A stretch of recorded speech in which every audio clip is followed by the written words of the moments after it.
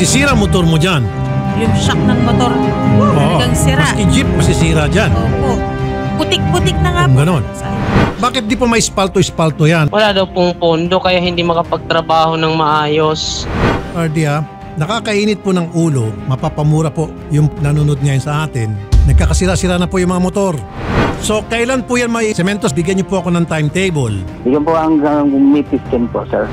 Ayun! Actually, ongoing pa ito, Idol Rafi. Ongoing. Ay, okay yan. Nasa 75% na pong accomplishment natin doon. Kailan po yung completion date nito? Pipilitin po namin matapos hanggang June 15 po sana. Gusto po namin magpasalamat sa effort po na binigay po ng Rapid Tulfo in Action. Salamat din po, Consensus. God bless. Salamat po sa tiwala.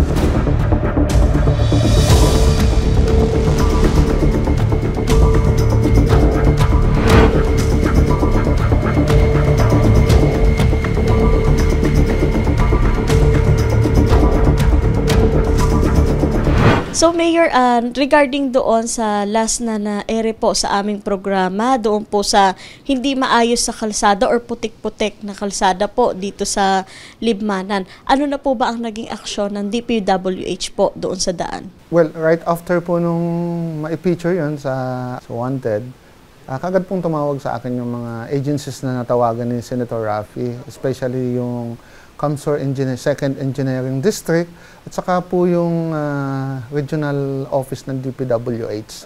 And on that note, nagpadala ka po agad sila ng mga trabahador doon. And ngayon po, kung mabibisita nyo, yung portion po na na-feature doon na sobra talaga ang putik at talagang sobra naman po talaga yung inconvenience na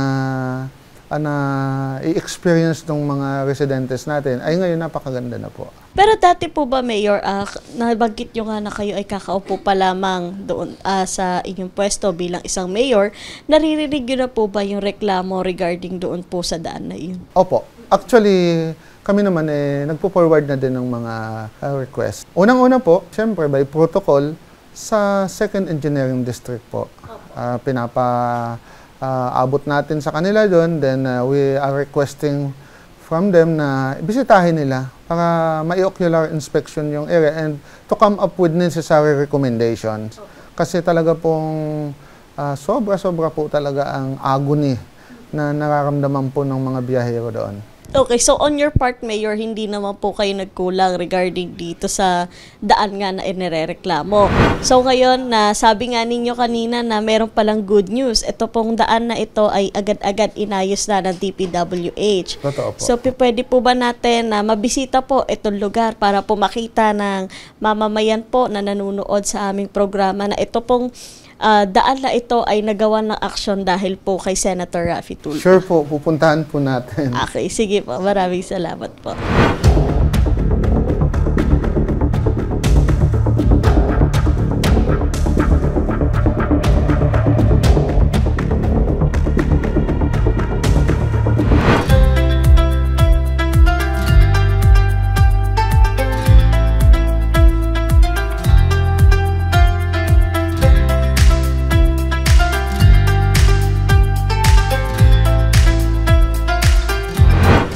Mayor, yung lugar na pinakita sa video ng isang concerned citizen na sobrang maputik. So kung makikita ngayon, napaka-smooth na ng daan at maayos na ho talaga. Okay, so ayun o, may... Ito po yung portion na makikita nung may nagmumotor na natin. Oo, pero ngayon, tingnan mo yung nagmumotor ngayon. Bumababa siya at ginaganyan na lang yung motor niya. Okay. So yung motor ngayon, hindi na nahihirapan po sa pag-akyat. Okay. So, napansin namin, Mayor, meron pa mga under construction na na mga parte dito. Pero, good naman po kasi parang ilang percent na lang po yung kailangan ayusin. Ano po? Opo. Sir Raffy, meron pa po nakita ni Ma'am yung mga aming portion na kailangan pa pong matulungan. Sana po matulungan nyo kami. Makumpleto po yung pinagdaanan namin ngayon while we are going here. Nakita po namin yung mga pavement na kailangan pong ayusin pa din. Marami ka pong mga taga-subaybay sa bayan namin and sana po matulungan niyo din kami. Ano po ang pangalan ninyo, ma'am? Celia. Okay, ano po masasabi ninyo, ma'am, sa dinadaanan nyo ngayon na dati po maputik, ngayon po sementado na? Okay naman po, maganda na. Ano po masasabi nyo kay Senator Raffy Tulfo dahil kinalampag niya po ang DPWH para po mapaayos itong daan? Salamat po sa kanya kasi naayos yung pangit namin daan. So, ano po pangalan nyo? Renato Malbataan po. So, matagal na po kayo nakatira dito po sa barangay na ito? Opo, okay naman po kasi nabawasan yung rough road, yung mahirap na daan. Ano po ang gusto nyo sabihin kay Senator Raffy Tulfo? Sir, maraming salamat kasi on the way agad yung action nyo, na aksyonan agad yung mga reklamo ng mga citizen. O Tatay Terry, ano naman po ang masasabi nyo na habang nagda-drive kayo, smooth na po itong daan nyo at sementado na? Talaga pong talagang mahirap talaga. Alam naman yan ni Mayor. So dati po puro kasi ito napunta po sa aming programa, ito pong daan na ito ay puro lupa or puro putik. Ngayon po sementado na, ano masasabi nyo? Ayos naman po ito. Daan lang dyan talagang mahirap, pero pag naayos naman po ang daan. Wala naman pong problema. Ayan si Mayor, nagawa po ng paraan. So kayo po yung nakatira malapit po dito sa kalsada? Opo, nandiyan po lang sa taas yung bahay namin. So, ano naman po ang masasabi ninyo, sir, sa lugar po ninyo na dati po maputik, ngayon po sementado na? Ay, napapasalamat po kami sa mga lalo na po sa nila Mayor po. Kasi po, kahit paano po, napapabilis po yung paggawa po ng kalsada sa amin. Ay, maraming po kay si Raffy kasi po, kahit malayo po yung dito sa amin sa Bicol, nakarating po sila. Maraming pong salamat po sa si Raffy. Na-expose sa Wanted sa radyo, pati ito nadamay. Pati ito na inayos na rin. Sobra dito. Maganda na nga po. So dati din po ba, putik-putik din to? Sobra dito po. Yung mga tao tinutulak dito pagdating dito, tapos pagdating doon tutulak na naman. Sobrang taas po dito ng putik. So grabe ho pala ang paghihirap talaga ng mga residente po na nakatira banda doon sa dulo. Yes po. Kaya laking pasasalamat natin. Kung hindi yun na-feature doon, baka hanggang ngayon, wala pa din. Nakatiwangwang pa rin po. Hindi lang yun, kundi pati ito. Kasi wala naman talagang kakayahan yung local.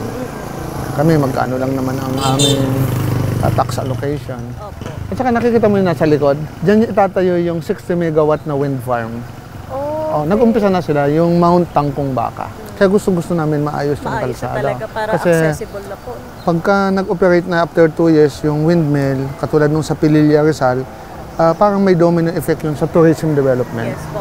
So, inuuna namin yung kalsada kasi kung hindi maganda yung road network, walang turismo na bibisita sa'yo. Yes po. Diba? So, sana makarating kay Sir Raffy. Lalambing po kami. Sir, thank you so much. Salamat po. Salamat.